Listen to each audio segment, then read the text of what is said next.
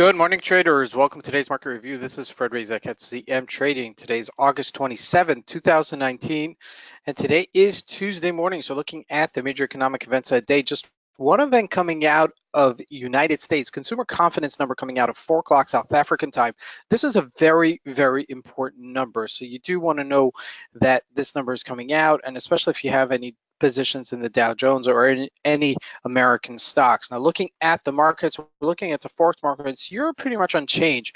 While the British pound, after rallying a little bit, with some optimism, is retracing to support. Now, looking at the indices, the Dow Jones buoyant between 25,300 and 26,300. We're trading right about mid-range of that. Okay, maybe a little bit closer to the upper mid-range, but we're pretty much in the mid-range, as well as the Nasdaq. The Nasdaq's doing the same thing, which is interesting. Now, looking at the commodities, gold rallies to multi-year resistance, multi-year highs, okay, but also multi-year resistance. We're going to take a look at that as it retraced from its 1545, 50-ish level. Now, oil remains flat.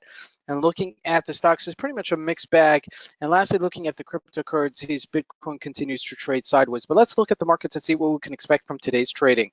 So we're taking a look here at a weekly chart of the Euro USD. As you can see, we're pretty much hovering near our lows at 111-ish. Now, really, the low is 110.70-ish, 110.80-ish, and that's really, about 20 pips away from that. So, I mean, nothing to really write home here, as the market is still digesting some of the G7 summit meetings, and some of the geopolitical issues are being ironed out. Now, looking at the GBP/USD, now this is what I'm talking about. We had a nice rally here. We mentioned this last week that this was, developing for itself a upwards momentum, upwards as it broke this 121-ish level right there, and now it's retracing from 122.80-ish level to now 122.10-ish level as we get closer to this support level of 121.75. So this is really our support level. So I do expect it to retrace a little bit further as it continues this upwards momentum.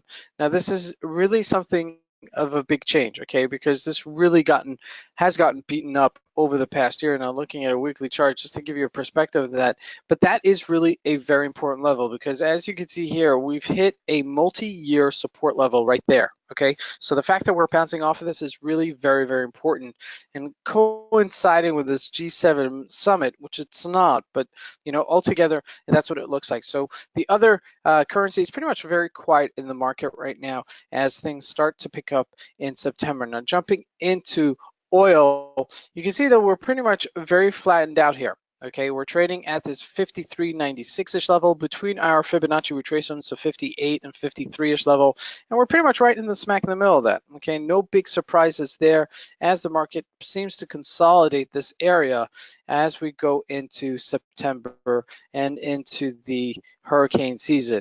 Now, if we jump into gold, this is a different story. Okay, we're trading at this 1528 right now, and you remember that I've mentioned this before. We've had this multi-year support, or previous support, subsequent resistance, and we're hitting that right now. Okay, the last time we were here is 2011. Okay, that's over 8 years ago since we've last hit this area right there. Now, over the past 3 months, since May, okay, up until August, we've gone from 1200-ish level to the 1500-ish level. I mean, that's over 300 points. So with that said, I do expect it to retrace here and to, not easily pass this resistance, with such velocity, okay, especially since we look like we've had the AB move as this has already expired. So with that said, guys, I do expect it to retrace here, but keep an eye on this, because this is definitely something that will possibly break it, if not today, later in the year for sure. Okay, that's my prediction for gold. Now, looking at the Dow Jones, this is where I'm talking about. We're trading between these two areas. This is the 25,300-ish level, and this is 26,300-ish level. Now, I mentioned this last Friday. We had several times that we couldn't break above this area.